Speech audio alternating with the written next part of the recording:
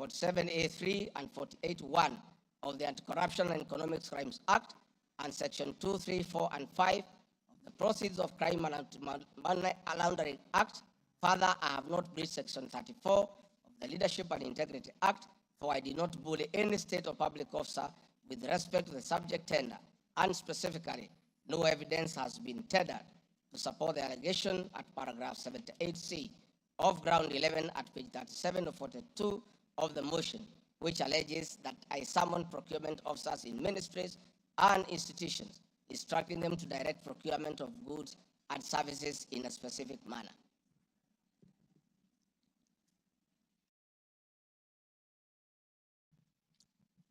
I have been accused of unnecessary and expensive renovation of the official residence of the Deputy President in Karen and Mombasa. Mr. Speaker, firstly, I would like to state that funds for the renovation of the official residence were approved and allocated by this Honorable House based on the fact that the premises had been neglected for a very long time when Dr. William Ruto was Deputy President. It cannot be fair that this House would proceed to impeach me because of an action that these honorable members have approved by way of appropriating money for their renovations. Mr. Speaker, the contract for the refurbishment of the official residence of the Deputy President, dated 22nd December 2022, was signed by Honorable Katole Metito, the Controller of State House, Office of the President, and Agrobic Investment Limited that was awarded the tender, because the Controller of State House at that time was the accounting officer in charge of the Office of the Deputy President. The report of the Auditor General, Mrs. Nancy Gathungu, dated 24th January 2024, on the Executive Office of the President for the year ended 30th June 2023, gave the opinion confirming that due compliance with the Public Finance Management Act 2012, the report is annexed herewith and marks as Annex RG 23. I would also like to add that the Deputy President, as Deputy President, I'm not involved in procurement processes of my office, whether directly or indirectly. I would also like to state that I do not know the company, Agropric Investments Limited, which undertook the renovations. I do not know the directors and the company. I did not participate in the tendering or supervising of the same. The motion dated 26 September 2024 alleges that on 29 January 2023, 45 million Kenya shillings was transferred to Bayani Enterprises Limited, which is alleged to be a special purpose vehicle used by me to siphon public funds. No evidence whatsoever is contained in the motion showing that the said company is in any way connected to me or that I have any beneficial interest in the said company, which I am neither a director or a shareholder. I categorically refute the allegation, which is false and unfounded. Mr. Speaker, I would also like to confirm that I'm not a director or a shareholder, directly or indirectly, of the company called Agrobric Investments Limited, and I do not know its shareholders or its directors. Mr. Speaker, there is an allegation of dubiously acquiring substantial portion of the sum of 100 billion paid to Lusona Events Limited. My response, Mr. Speaker, is just like in the above other matter. I have read the motion and I would like to state that there is no evidence that this company is linked to me. I wish to categorically state that I have no beneficial interest in the said company, and neither am I affiliated in any way to the directors and shareholders of the said company. I would also like to state that I'm not a director or a shareholder of the company and do not know its shareholders or its directors. I do not sit in a tendering committee. I am not the accounting officer of the Office of the Deputy President. I have also not had any complaints against the manner in which the company undertook the work. I am unable to confirm the allegations on funds withdrawn from the account of the company, since I am not a signatory to his account. I am not associated with the company in any way whatsoever. Mr. Speaker, the motion dated 26 September 2024 claims that I am reasonably suspected to be the principal beneficiary of the dubious transactions. However, Mr. Speaker, no evidence has been adduced or annexed to the motion to give credit to the allegations or suspicion. I categorically refute acquiring or benefiting from any funds paid to Lusona Events Limited, and therefore the allegation is false and unfounded. Mr. Speaker, I have been accused of siphoning money through St. Nicholas Rehabilitation and Industrial Training Institute Limited.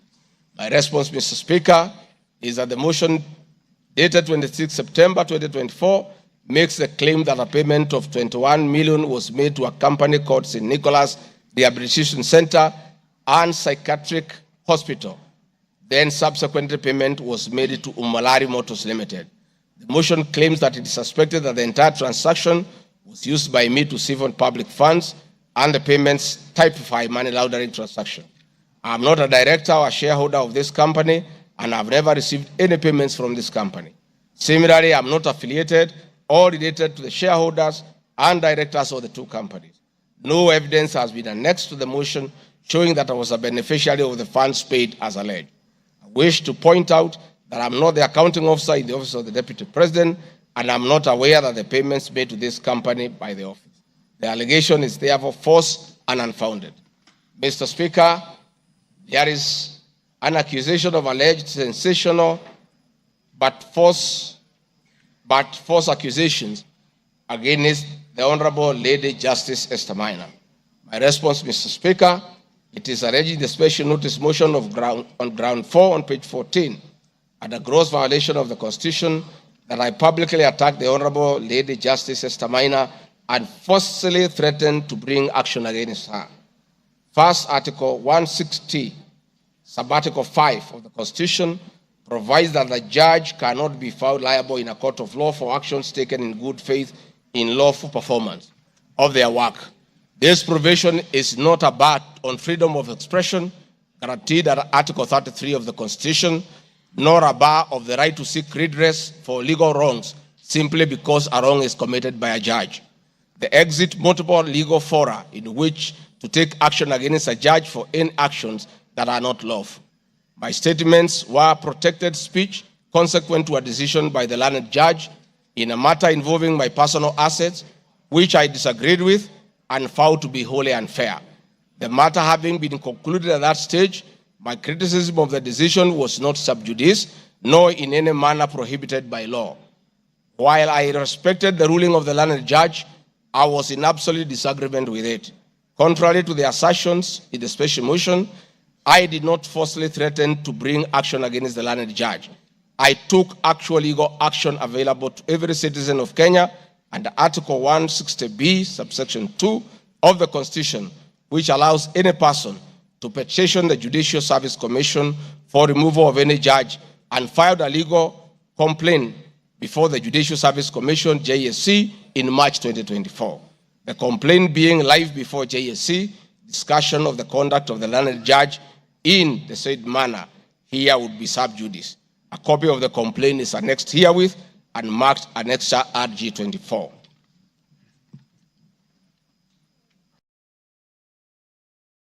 Mr. Speaker, I have been accused of diverting materials meant for construction of Kilifi Malindi Highway to tarmac a private road to Vipingo Beach Resort.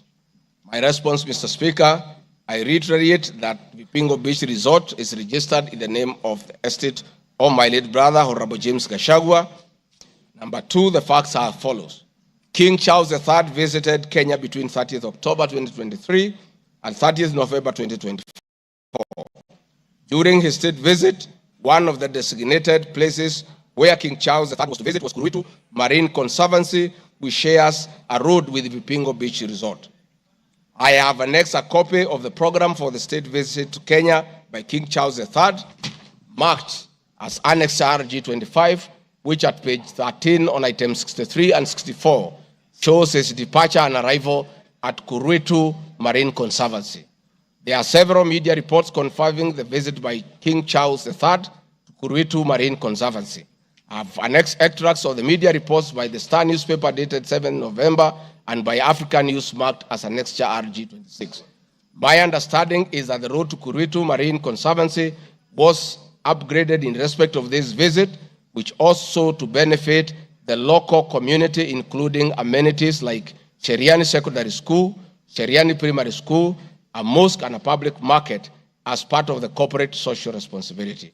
I wish to point out that the alleged road, that is Takaungu Shariani Vipingo, is a public road and not a private road leading to any property associated with the Deputy President, but a public road. Mr. Speaker, I've been accused of undermining the President and the Cabinet by allegedly making contradictory public statements from the position taken by Cabinet regarding the evacuation of the people residing along the Nairobi River. My response, Mr. Speaker, is that Article 147 of the Constitution provides that the Deputy President shall be the principal assistant of the President and shall deputize the President in execution of the President's functions. Article 28, which states that every person has inherent dignity and the right to have the dignity respected and protected. Article 29C, Mr. Speaker, states that every person has the right to freedom and security of the person, which includes the right not to be subjected to any form of violence from either public or private sources. Section 15G1 of the Land Act states that notwithstanding any provisions to the contrary in this act or in any other written law, all eviction shall be carried out in a strict accordance with the following procedures. Be preceded by proper identification of this taking part in eviction or demolitions.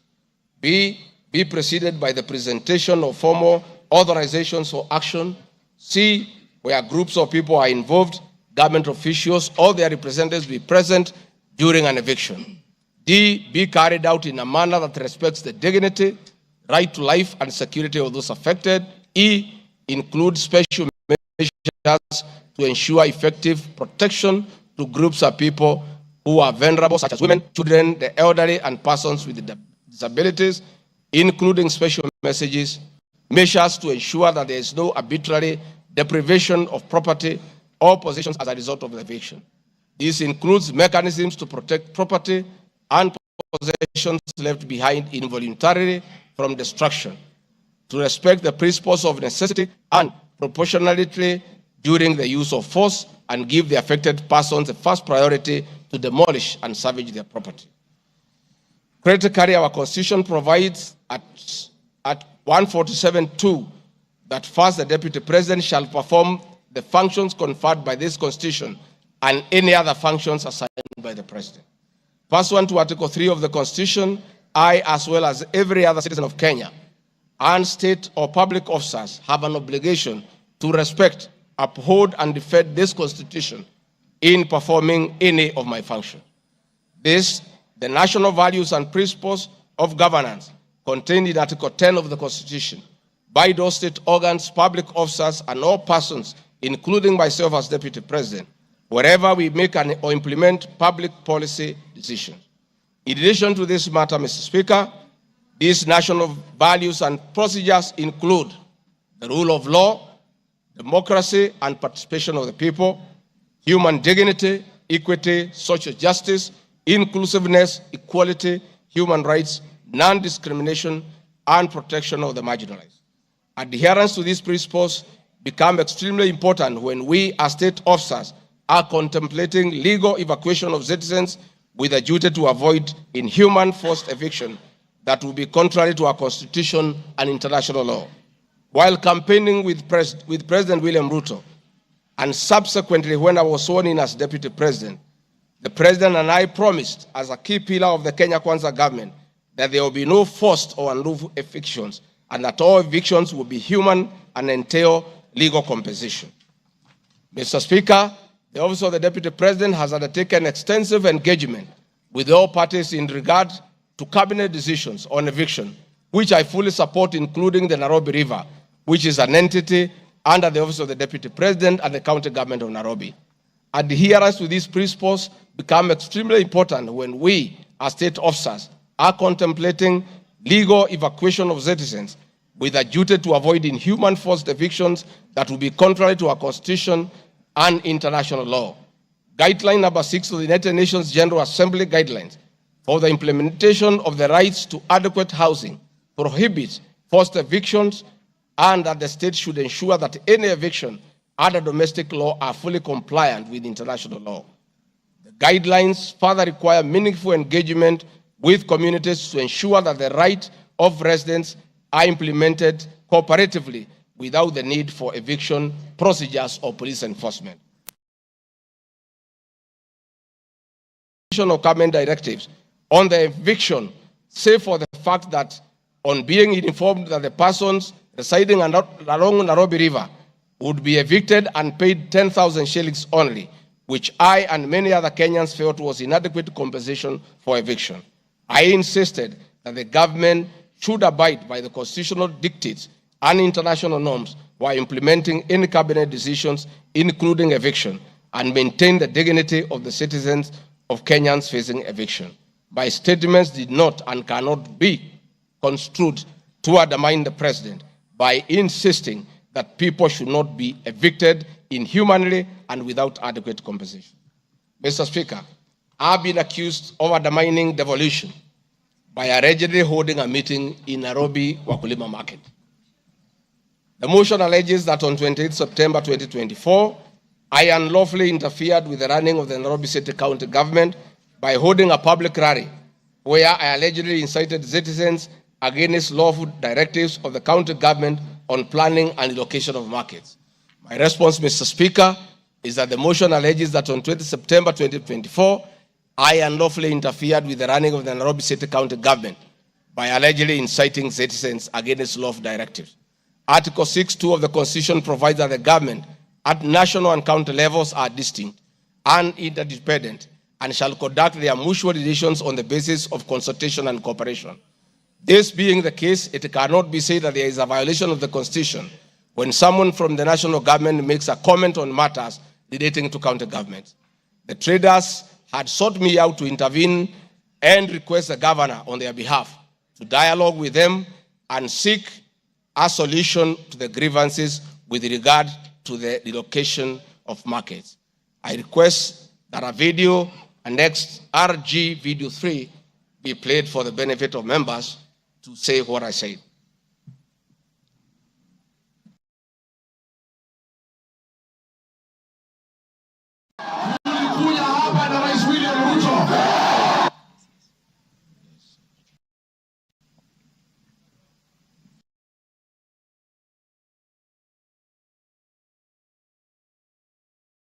Please play the video for us.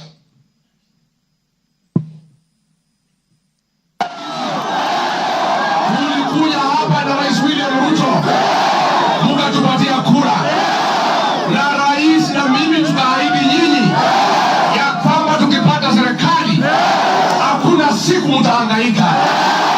Na kwa hivyo mimi nasikitika sana nikisikia serikali ya kaunti inanyanyasa nyinyi.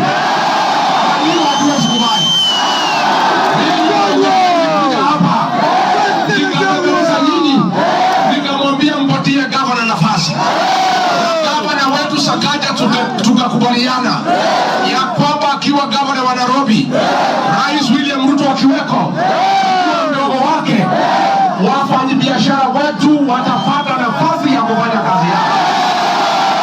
Na mimi nataka kuomba kwa heshima, wale wote ambaye tumepatiwa nafasi ya uongozi na Wakenya, tukumbuke ya kwamba tulipata nafasi ya kuongoza kupitia kwa kura ya wananchi. Na tukumbuke ya kwamba wakubwa wetu, wadosi wetu ni Wakenya, na hakuna siku tutaweza geuka Wakenya kwa sababu ndio walitupatia nafasi ya uongozi. Si nyinyi mlituandika kazi? Kwa hivyo mimi niseme ya kwamba niliuliza gavana mketi chini, kuwe na mazungumzo, kuwe na maelewano. Watu ni wananchi na wananchi ni watu ya kusikizwa. Mimi niko hapa kumhakikishia ya kwamba nimemuuliza gavana kwa heshima, na mimi sina kiburi. Mimi namuomba akiwa kiongozi wetu hapa Nairobi, asikuwe mtu ya kugeuka watu walimchagua. Mimi nimemuomba na nimemwambia yeye akubali aketi chini na kamati hii soko ime. Thank you, Mr. Speaker. My counsel has just drawn my attention that in my earlier explanation on Nairobi River, I have a video 1 and 2 that I would like you to play so that I buttress my point on what I meant. Please, Your 1 and 2. People of Kenya to work hard. We don't have a choice. Once we try to fix this economy and create a good working environment where we don't criminalize enterprise, where ordinary Kenyans are allowed to work, where businessmen are not harassed by KRA,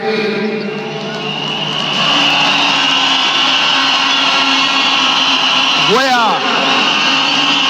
goods belonging to the people of Kenya will never again be touched by overzealous public servants.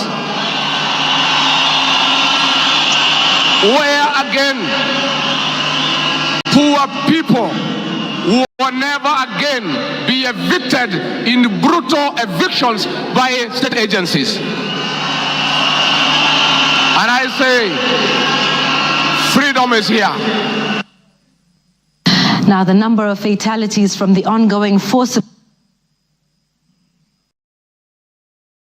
eviction by the government has risen to 3, with another tragic loss in Mathare on Monday. An 18-year-old boy died as a bulldozer brought down a church in the area just moments after President William Ruto left. The young man, who was assisting in salvaging the church's belongings, became a casualty of the demolition. Earlier on Saturday, 2 individuals lost their lives in Mukuru kwa Ruben during a similar eviction exercise. Ben Kirui reports.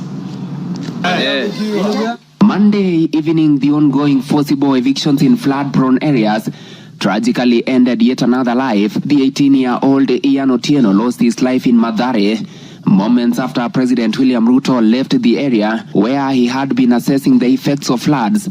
Bulldozers descended on homes near riverbanks, flattening structures marked for demolition. Winnie Makinda, Ian's mother, struggled to comprehend the loss of her son, a candidate in this year's KCSE. Wakaambia mtu atingatinga usiangushe hiyo kuta. Kuna hapo ndani kuna watoto wa watu. Wacha kuangusha hapo ndani kuna watoto wa watu. Akaambia wamama waache kumpigia kelele. Reports indicate that Ian Otieno was trying to salvage church properties when the bulldozer brought down the wall, leading to his sudden demise.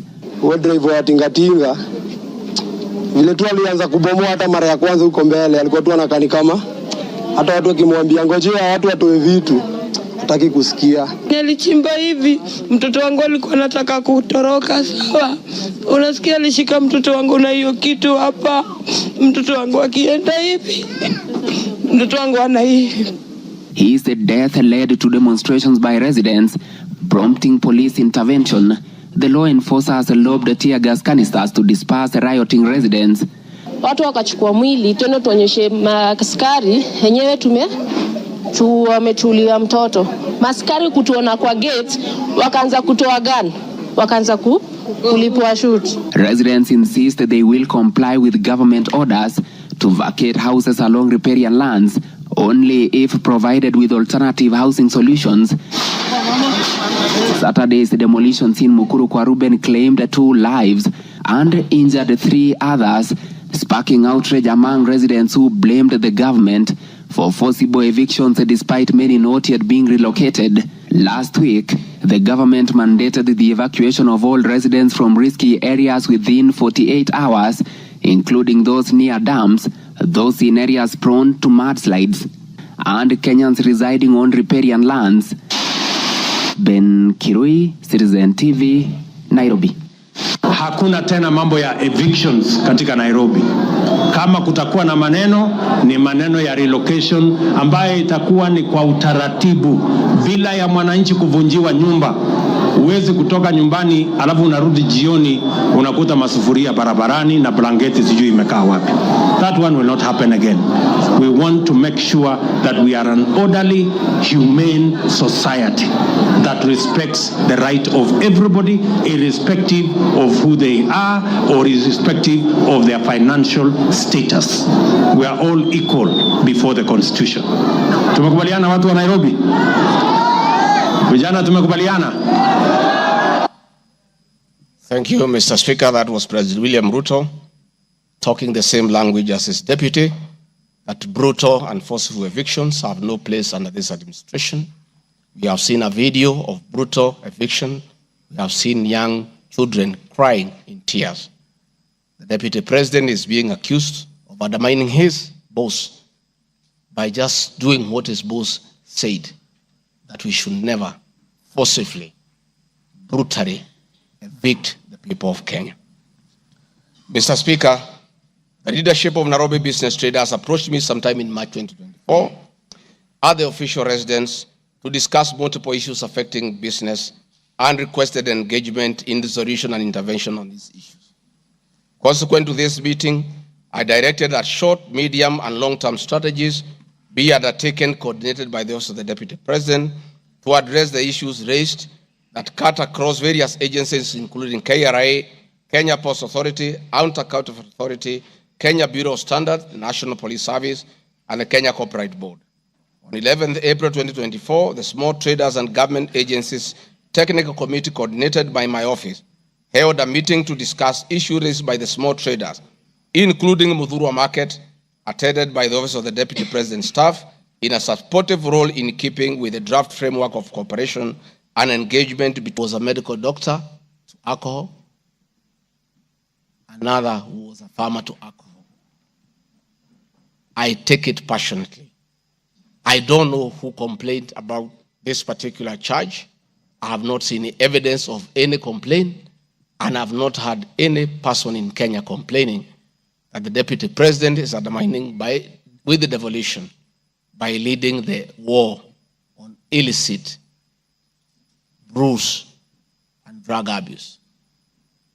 Whatever this House decides tonight and the other subsequent House, whatever happens to Rigathi Gachagua, whether he's in or out of office, this war must continue and must be won for the sake of our children.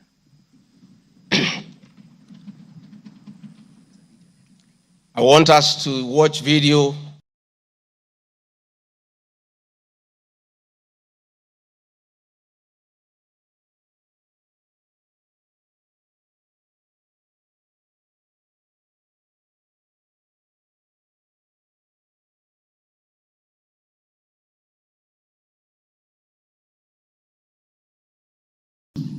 Madenge, mtaambia watu nini?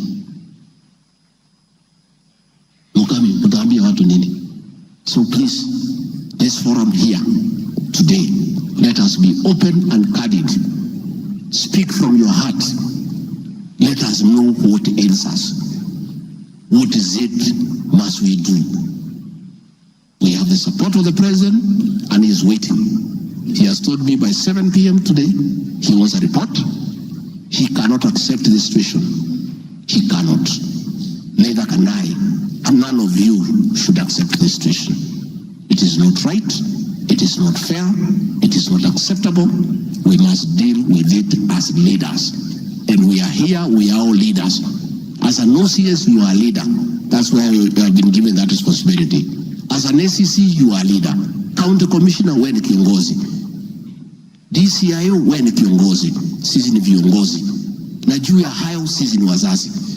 Tafadhalini tukubaliane, tutafute suluhisho. Na tukipata, tuende tufanye kazi. It is possible. It is doable. It is something that we can do. Thank you, Mr. Speaker. It's very clear that the meeting had all governors, members of parliament who are present here today, policemen, everybody, and we are all in agreement that the war must be won. It cannot, but the Deputy President should be impeached for leading the war on alcohol. Sensational statements against the National Intelligence Service, its Director General, and officers. Mr. Speaker, during the assumption of office, I took an oath of allegiance in the following terms. Oath or solemn affirmation of allegiance to the President, Deputy President.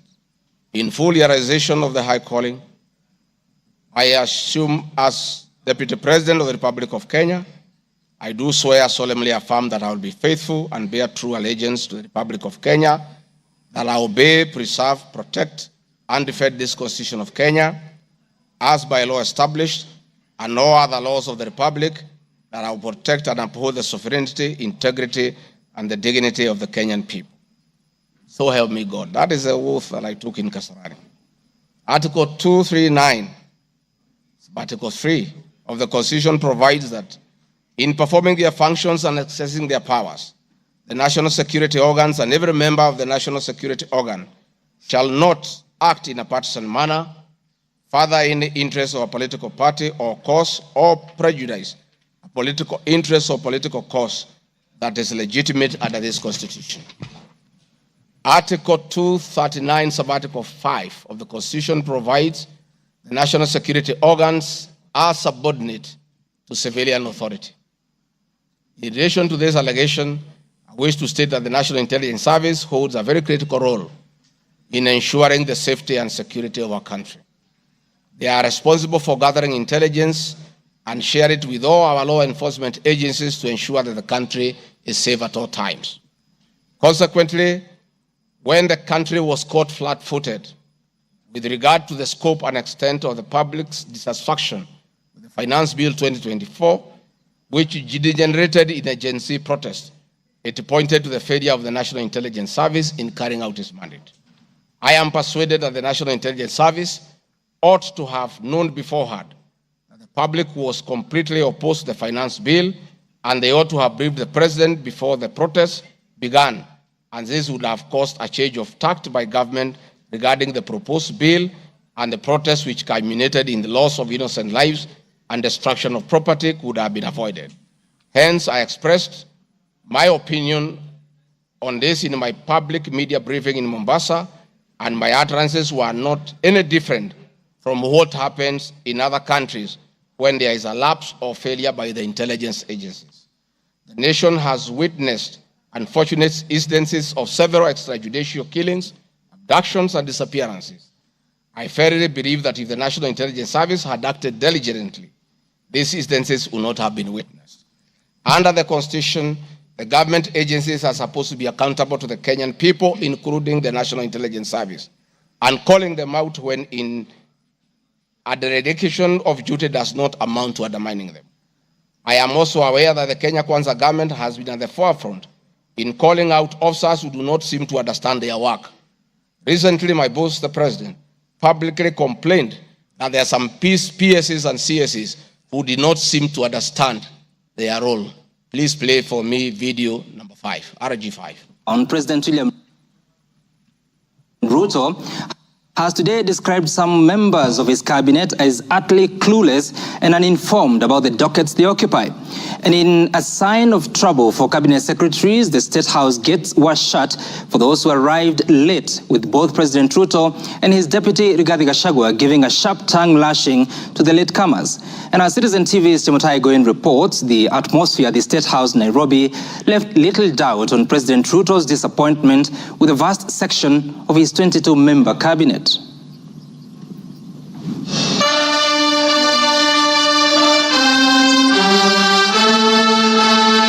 A cold morning in Nairobi, but the seats on the State House grounds came ultra-heated, particularly for cabinet secretaries. The cabinet members came here to sign performance contracts, but the oral appraisal of the day spurred anything between trouble and outright doom. If you cannot keep time with your employer, you have basically dismissed yourself. I mean, it's just as simple as that. So, for those who came late, who are members of the executive, I will be expecting a written explanation, and it should not include matters of traffic. Punctuality was at issue, with some cabinet secretaries being locked out of State House for lateness. And from the podium, the president and his senior lieutenants were unforgiving. Niona watu wale wamechelewa, nikaona rais unaniona ninamjua. Nikaona uso yake nikajua hapa kimeumana. Sababu leo ni siku ya performance contract. Ile siku muhimu sana ya kuja kuweka. Na wewe umefika pale, rais amekaa. Tayari amekaa na ndiye rais wa Jamhuri ya Kenya. Wewe umechelewa ukiwa kuona nani? Who else have you gone to see? One of the things we need to learn in our performance contract is to beat the traffic. For the 19 cabinet secretaries present, the atmosphere at State House progressed from bad to worse as President Ruto and his deputy Rigathi Gachagua issued a blistering assessment of the performance of the cabinet members. Many of you, the people I speak to, don't even know what is going on in your ministries or departments. You have very scanty information. The moment I know more than you in your ministry, then you must begin to understand that something is very wrong. How do you run a ministry or a department or a parastatal if you have no information? That is the highest level of incompetence. Those of us who came with the president from the political space and who are his friends, and we assisted him to become president. Once he gives us a job, that is the termination of that friendship. The friendship with the president will be based on nothing but performance. From travel habits to basic work ethic and even media appearances, it was a brutal ground zero appraisal for the cabinet. Why do you have to honor every invitation that you have been given to every country? Your Excellency, at times we have tried to hold cabinet committees, we can't. 5, 6, 7, 8 ministers are out of the country. Some change clothes at the airport from one country to another. That is the truth. Why can't you regulate yourself? If the president was to travel and honor every invitation, he will be out of this country the whole year. You just have to decide what is useful and other things you can leave to our ambassadors out of the country. So when you hear my deputy saying, find time, travel, but travel and see the people who have hired us, you know, go to different parts of Kenya so that you can get feedback from the public. We have done so much as an administration, but the information is not out there. Our ministers are quiet. They are called for TV interviews, they don't show up to say what they have done. And then the media have a few days because nobody talks for government. I would rather we spend more time explaining to the people of Kenya what we have done in our respective dockets as opposed to travel.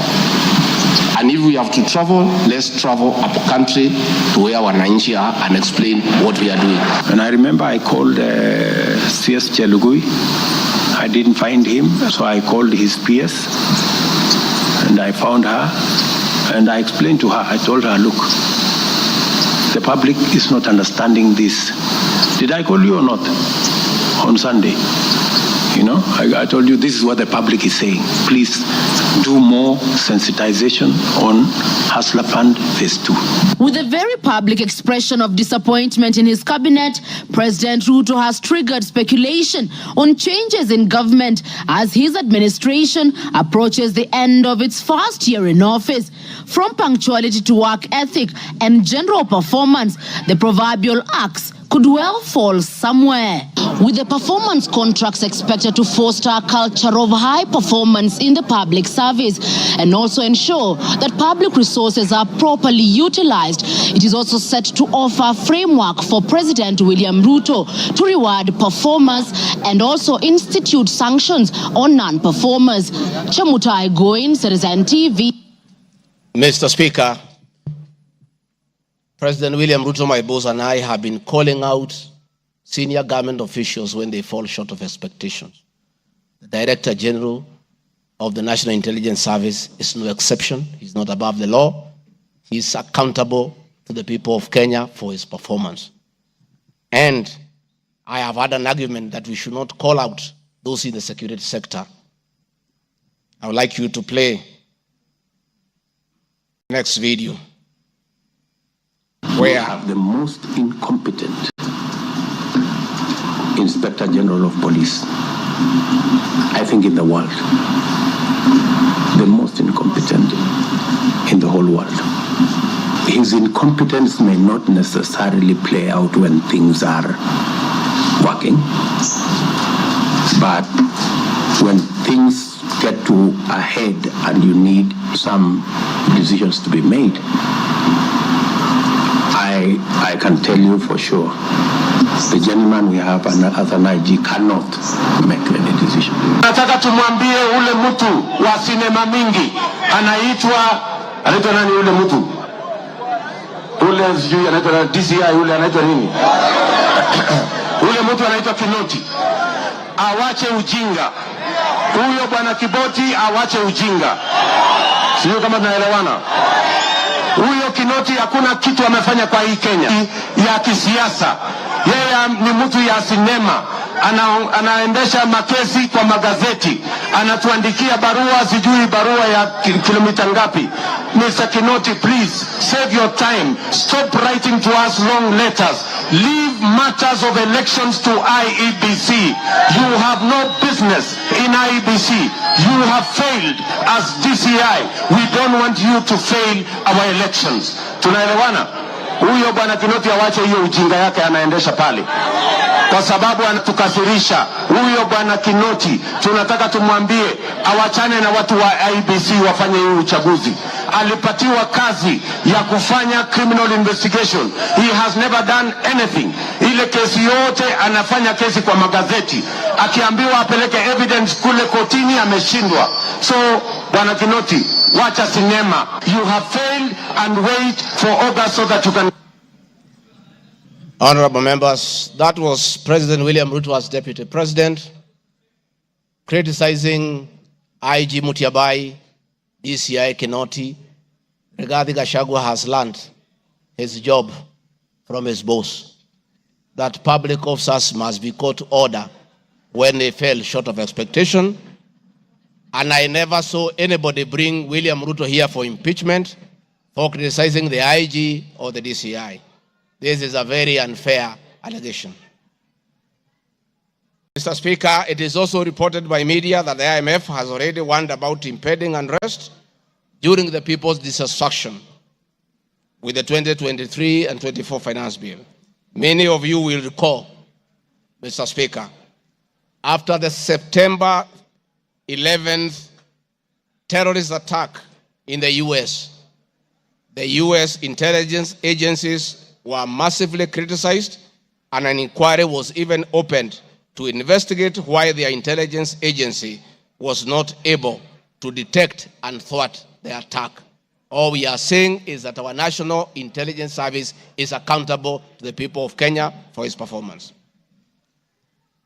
Mr. Speaker, conniving with cartels in the tea sector to block KTDA from implementing guaranteed minimum return, Mr. Speaker, I am yet to see a shred of evidence to that effect, and I have nothing to say. I have seen an allegation that we have not been able to do coffee reforms.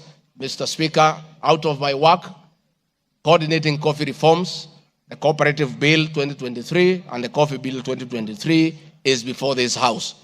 I request this House, after these impeachment proceedings, to embark on those two bills so that the coffee farmers can realize the full benefit of the coffee reforms that we have initiated. There is another allegation that I have taken control of a local cooperative society in Madeira constituency. I don't know the name of the cooperative society in Madeira constituency. I don't know the name of that constituency, of that cooperative. It is false. I am here to see any evidence. I have nothing to say because there is nothing to be said.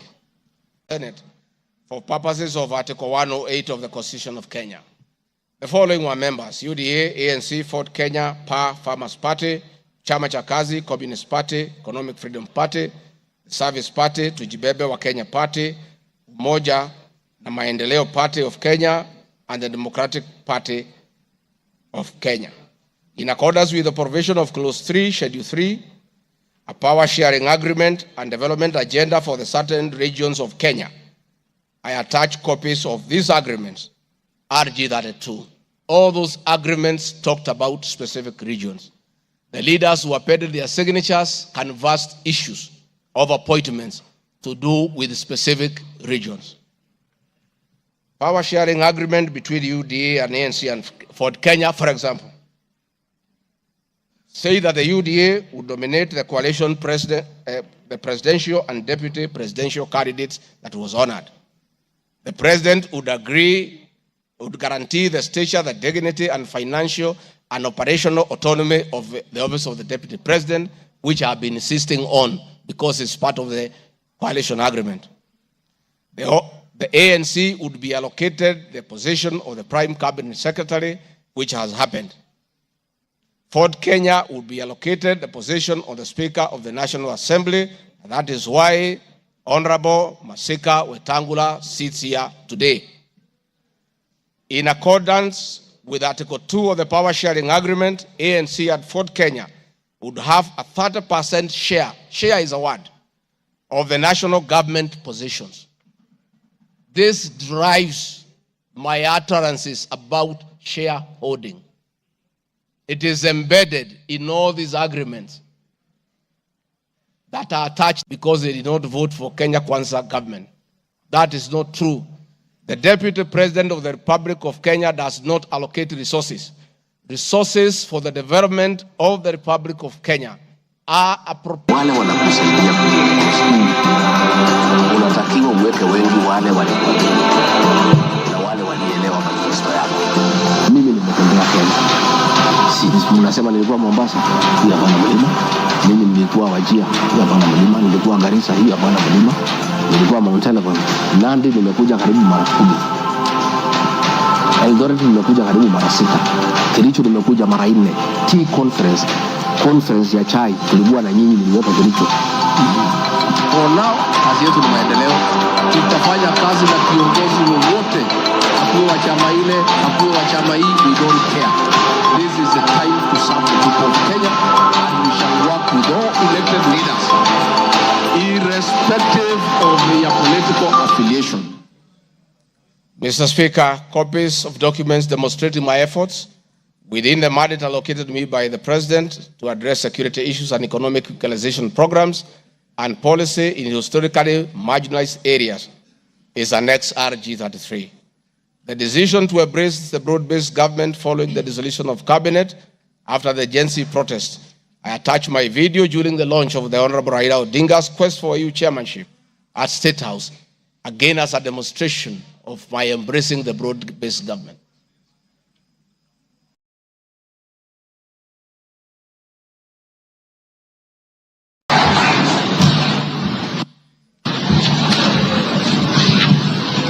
Your Excellency, Dr. William Ruto,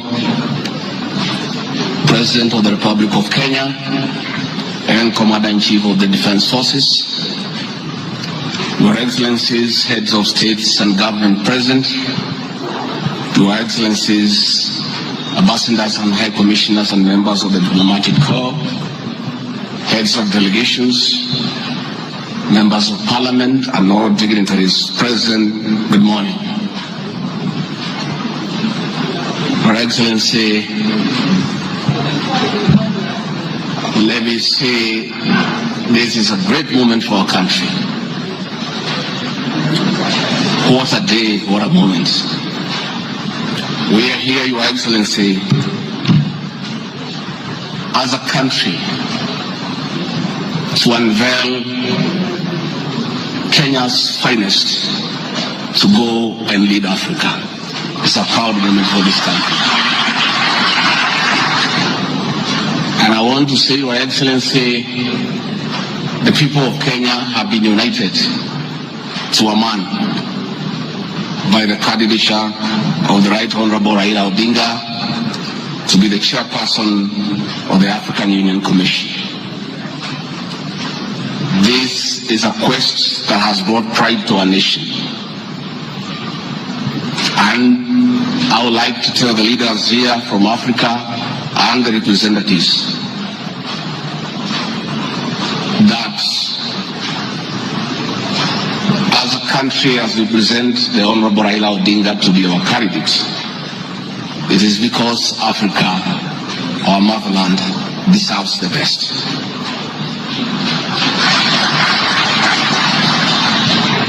The passion and zeal of the Right Honorable Raila Odinga in Pan-Africanism is well documented. passion knows no age, knows no limit. In the person of the Right Honorable Raila Odinga, he'll join the ranks of Jomo Kenyatta and Kwame Nkrumah in pushing the agenda for Africa. I therefore want to say, Your Excellency, the lessons of today are that Raila Odinga, the Right Honorable, is a man of great resilience, endurance, and perseverance. Today, you are going to unveil the transformation of the Right Honorable Odinga from a national leader to an African statesman.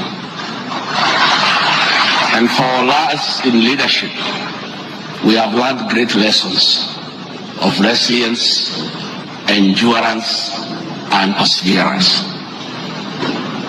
Somebody may ask, why is Rigathi Gachagua, who has before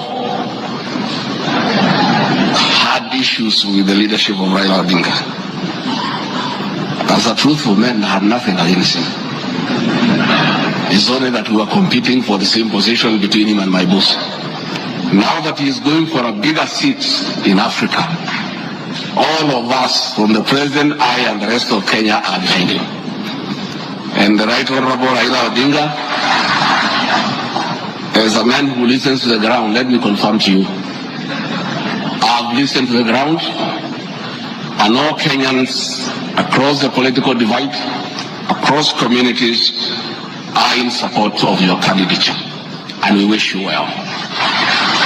Before I call Your Excellency, let me acknowledge the place of family, not just in our lives, but in leadership. I think it is a great moment for the Right Honorable Raila Odinga.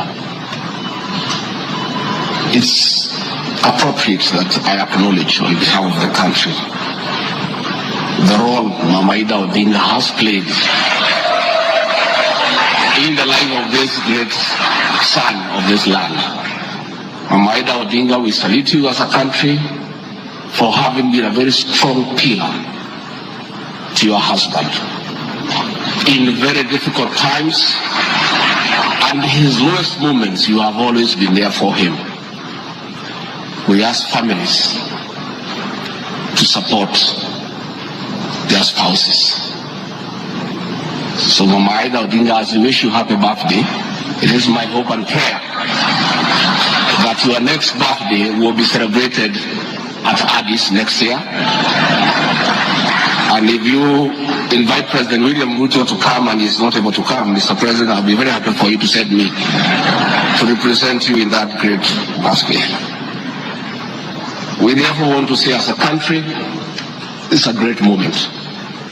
And the Right Honorable Odinga, I have noted with a lot of appreciation, my wife, Pastor Dorcas, who is a very prayerful woman, has been praying for me and the President daily. And I noted from yesterday she has added you in her prayer. And because her prayers work, we have no doubt that you will get this seat. Mr. President, it is now my honor to request you to come and anchor Kenya's finest and embark on the journey of transformation of the Right Honorable Raila Odinga from a national leader to a great African statesman. Thank you, Mr. Speaker. President William Ruto has many times appreciated my people issues and has repeatedly pronounced himself pertaining to any investigation. Just like any other Kenyan, the Constitution accords me the presumption of innocence in relation to criminal offenses until the contrary is proved in a court of law on a specific standard of evidence. Therefore, in the absence of any active investigations by any investigative agency in Kenya, I do not believe that there can be any serious reason to believe that I've committed any offense. Otherwise, that will be an indictment of the intelligence agencies as well as investigative agencies. Therefore, it is inconceivable that the threshold of the impeachment motion as defined in Article 145 of the Constitution can solely be based on the perception of the mover of the motion in the absence of any other evidence. I heard the mover this morning saying that all we need to do is to believe in him. I believe that cannot be the position. We need actual evidence against the Deputy President. The net effect of the impeachment of this basis of allegations of criminal offenses, whose evidence has not been tried and tested in court of law or by bodies mandated to investigate, would be to disqualify me from the possibility of holding public office in relation to Article 99(3) without the benefit of due process of law and exhaustion of the systems of appeal as provided in the Penal Code. Mr. Speaker, I do not wish to respond to the issues I had this morning that are outside the motion. I want to confirm that I have tremendous respect for Kenyan women, and I have never disrespected them. What has happened is that as politicians, there is always propaganda to undermine somebody. I call upon anybody with evidence that I have ever disrespected that person to come out and provide that evidence. I heard my very great friend, the Honorable Faith Gitau, say that I disrespect women. Many times I've been to Nyandarua. I've referred to Honorable Faith Gitau as Ngatha. Ngatha is a Kikuyu name for a woman of great respect. That I have done countless times, is on video. Finally, the Honorable Bose Sholei, I heard what you said in Eldoret. I heard this morning that you said I should be charged with treason. But my sister, me, I'm a grateful man. I remember, and I'll never forget, during the last administration when I was arrested on fabricated charges for standing with the President William Ruto against the wish of the government at that time, Gladys Bosholai came and sat with me at DCI headquarters, brought me tea, brought me lunch, sat with me, comforted me. At court, she coordinated the collection of 12.5 billion shillings as my cash bail. She came to see me in Gigiri for 4 days and had very kind words for me. Despite what you have said, my sister, I do remember that one good thing that you did for me, and I'll love you and cherish you for the rest of my life. Finally, Mr. Speaker, as I wind up, I want to appeal to this Honorable House to consider the allegations against me by the mover of the motion, weigh it against the attached evidence, weigh it against my defense and the attachments and the videos that I've played in this house. And exercise your mind and exercise your discretion. Search your conscience and decide if Rigathi Gachagua is guilty of any of those allegations or is undergoing a political process.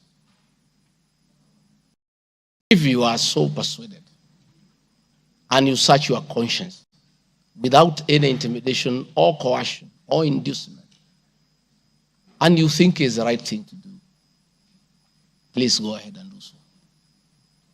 If you search your conscience and listen to the issues that have been adduced here, and you find that there are no grounds to impeach the Deputy President of the Republic of Kenya, please make the right decision. But as you do so, many members who are in this house remember what President William Ruto as Deputy President went through. And most of us stood with him. Rigathi Gachagua underwent 4 years of persecution. Others were persecuted. But we took a firm stand because we believed we were doing the right thing.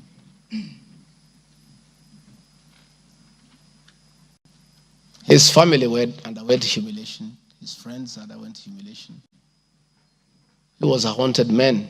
And on Inauguration Day, he pronounced himself that freedom is here. Again, under the new administration, the same Rigathi Gachagua, who underwent humiliation and persecution, finds himself in the same space under that administration that he fought for. Try, look, reflect, and apply your conscience and make the right decision. Mr. Speaker of the House, I want to thank you for granting me this opportunity.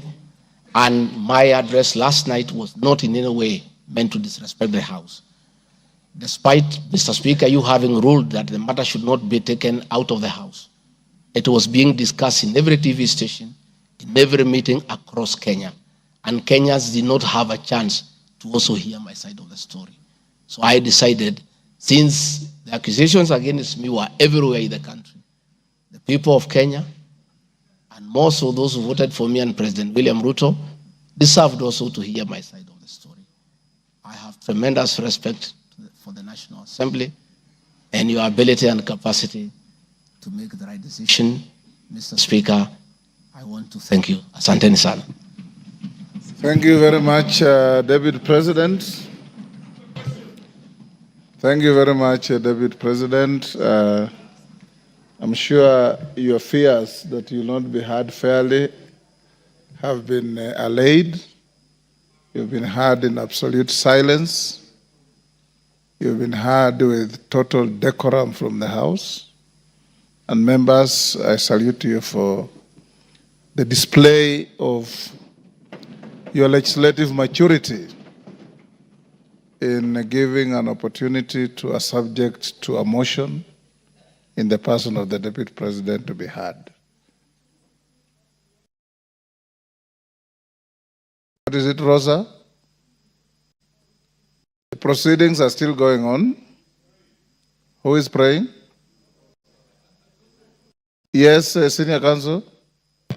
These proceedings are still going on. Yes, indeed. Mr. Speaker, this is a House of Record, and I had wanted to rise under Standing Orders 65, 67A, and 67B. Two of those points you've already covered, Mr. Speaker. It is important that the record reflects that although the standing orders do not require that we listen to the witness in silence, indeed we did. Yes, absolutely. Secondly, that there was compliance with the Standing Order 67B2 in giving the witness a maximum of 2 hours. But there's a third one, Mr. Speaker, which I think should go on record. Standing Order 67A also requires that the witness be entitled to appear in person or with counsel.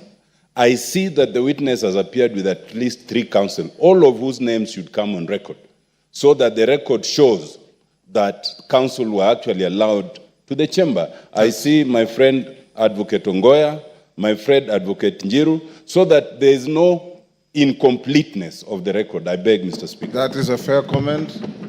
Counsel for the Deputy President, without making any unhelpful speeches, just put your names on record. I'm sure you have a team leader.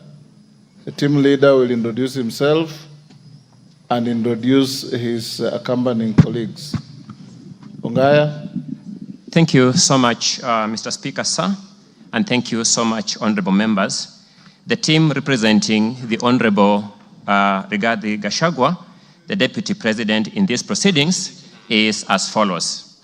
Honorable Paul Kibugi Muite, Senior Counsel, Mr. Victor Swanya Ogeto, my name is Elisha Ongoya, Mr. George Sakimpa, Mr. Ndegwa Njiru, Mr. George Wandati, Miss Faith Waigwa, Mr. Murigi Kamande, Mr. Amos Kisilu, Mr. Eric Kiprop Naibei, Miss Julia Omwamba, Mr. Tom Maina Masharia, Mr. Willis Echesa, and Mr. Andrew Moga. And that is all. Thank you. And apart from the 3 of you, the rest are within the precincts of Parliament? Are within the precincts of Parliament, save for Senior Counsel Paul Kibugi Mwite, who sought to be excused from attending today, but is part of this team, and we are under his supervision and guidance. Thank you. From here, we'll proceed as follows.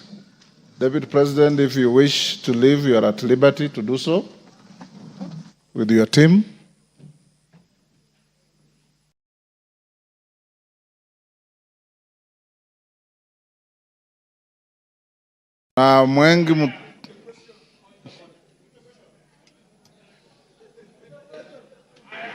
Yes, Kaluma. I thank you, Honorable Speaker. Honorable Speaker, our prayer at the end says that we always be fair to those who are committed to our church.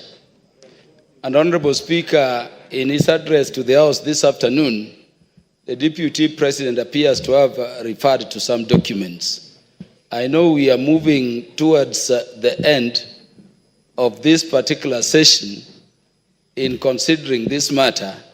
And Honorable Speaker, I want to thank you for upholding Article 47 of the Constitution on the right to fairly and secure procedural fairness to every party as required by our Constitution. I wanted to ask Honorable Speaker that so that we consider what the Deputy President is saying in the documents, would I be in order to request the indulgence of the Speaker within the provisions of Standing Order number 1 to adjourn for at least 10 minutes so that we consider what the Deputy President's documents have and come back and make the decisions we need to make. Thank you, Honorable Speaker. The request does not meet my favor. Where's Mutuse? Mutuse, you have 30 minutes to reply before I call the minority leader and the majority leader. Will you exhaust your 30 minutes or you want to share out to anybody? I got an indication that you wanted to share 10 minutes to Kaluma. Pardon? I know. I am organizing the process. He's not going to be. I'm aware, Robert. Mr. Speaker, I will share 10 minutes to Senior Learned Friend Mr. Peter Kaluma, 5 minutes to Deputy Majority Leader, who was my seconder, and I will utilize the rest, which is 15 minutes.